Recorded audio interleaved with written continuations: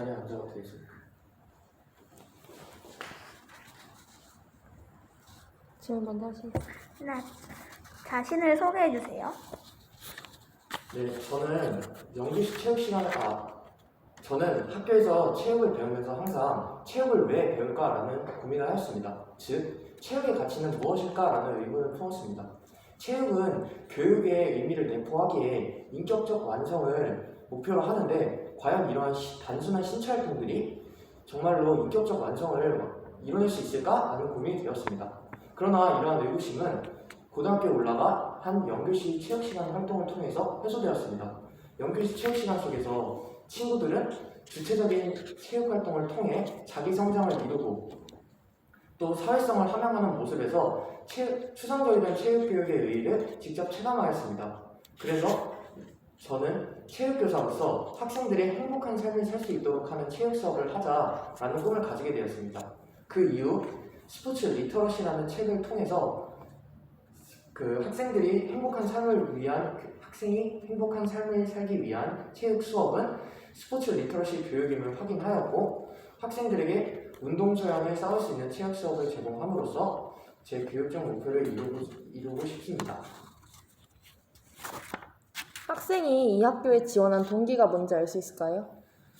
네, 저는 연교시 체육 시간을 통해서 체육 교육의 의의를 확인하였고 그래서 최종적으로 제가 가졌던 목표는 학생이 단순히 신체 활동을 직접 하는 것에 그치는 것이 아니라 운동 능력, 지식, 태도를 모두 포함한 개념인 운동 소양을 발휘하여 자신만의 방식으로 스포츠를 즐길 수 있는 평생생활 체육인을 양성하자라는 목표를 가졌는데요. 이때 학생들에게 운동 소양을 제공할 수 있는 수업을 하기 위해서는 미래 체육교육자로서 제가 먼저 운동 소양을 쌓아야 한다고 생각합니다. 따라서 운동 소양을 쌓을 수 있도록 성균관대 스포츠과학부에 진학하여 인문사회과학 계열과 자연과학 계열이 모두 스포츠와 융합된 모든 과목들을 배울 수 있는 스포츠과학부에 진학하여 다학적인 공부를 하고자 지원하였습니다. 연교시 체육시간 활동을 너무 열심히 한 것 같은데 하면서 어려운 점은 있나요? 네, 연기시 체육시간을 하면서 어려웠던 점을 플라잉 디스크를 계획했던 하루를 꼽고 싶습니다. 당시 플라잉 디스크는 야외 활동으로 계획하였으나 우천으로 인하여 취소되었었는데요. 그럼 이를 어떻게 해결하고자 했을 때 단순히 운영진들끼리 상의하는 것이 아니라 26명 정도 되는 참가자들 모두가 상의하여 그렇다면 어떻게 할까? 지금 상황에서 어떤 활동을 할 수 있을까 고민하였고 실내에서 할 수 있으면서도 가장 친구들이 흥미롭게 하였던 활동인 농구를 하기로 하였습니다. 이 활동이 더욱 기억에 남았던 이유는 단순히 학생들이 수동적인 체육 활동을 하는 것이 아니라 지금 상황에서 맞는 활동은 무엇일까? 또 내가 가장 재밌었던 활동은 무엇이었나? 주체적으로 고민하였고 활동하였기에 어려움을 극복했던 활동으로 이 사례를 꼽고 싶습니다. 체육교사를 희망하는데 체육교육과가 아니라 체육 스포츠과에 진학하게 된 이유는 뭔가요? 스포츠를 가르치기 전에 스포츠를 먼저 알자라는 생각에 스포츠 과학부를 지원하였습니다. 제가 목표하는 스포츠 리터러시 교육은 학생들이 운동수양을 쌓을 수 있도록 해야 하는데요. 이때 운동수양을 다시 말씀드리겠습니다. 스포츠를 먼저 알자라는 생각이었는데요. 제가 생각하는 스포츠 리터러시 교육을 하기 위해서는 체육을 어떻게 가르칠까에 체육을 효율적으로 가르치는 방법을 배우는 것에 그치는 것이 아니라 스포츠를 하는 능력, 스포츠에 관한 통계적인 지식, 그리고 스포츠를 할 때 가져야 하는 태도를 모두 고루고루 갖춰야 한다고 생각합니다.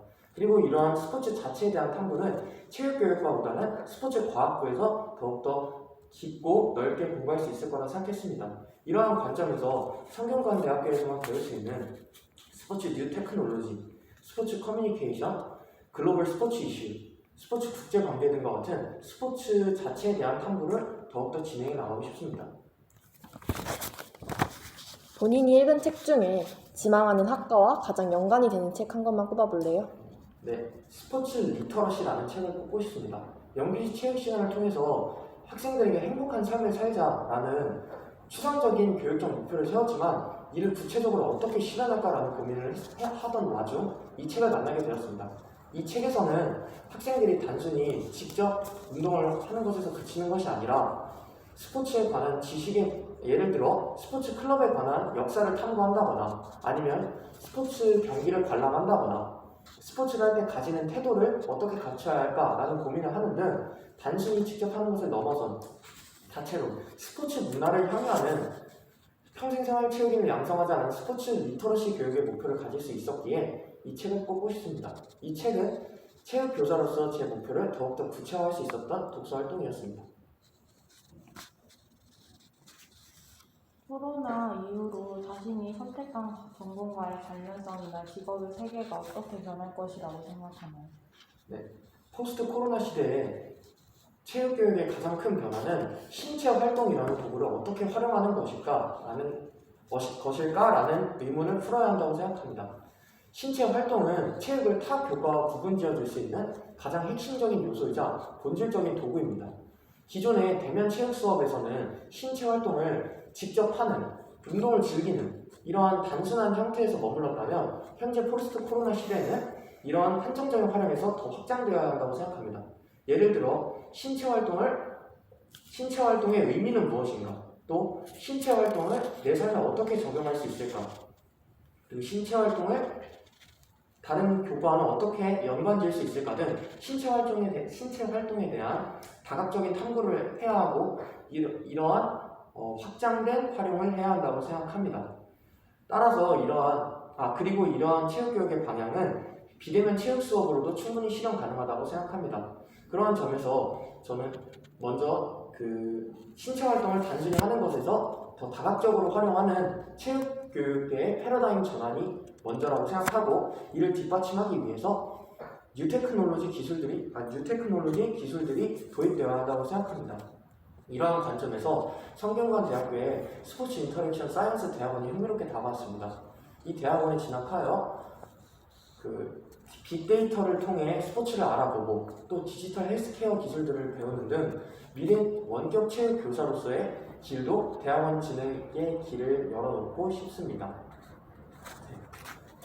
네, 자신이 방금 여러 가지 기술을 말했잖아요. 그 기술과 엮어서 자신이 실제로 체육 수업을 어떻게 진행하고 싶은지 말씀해 주세요.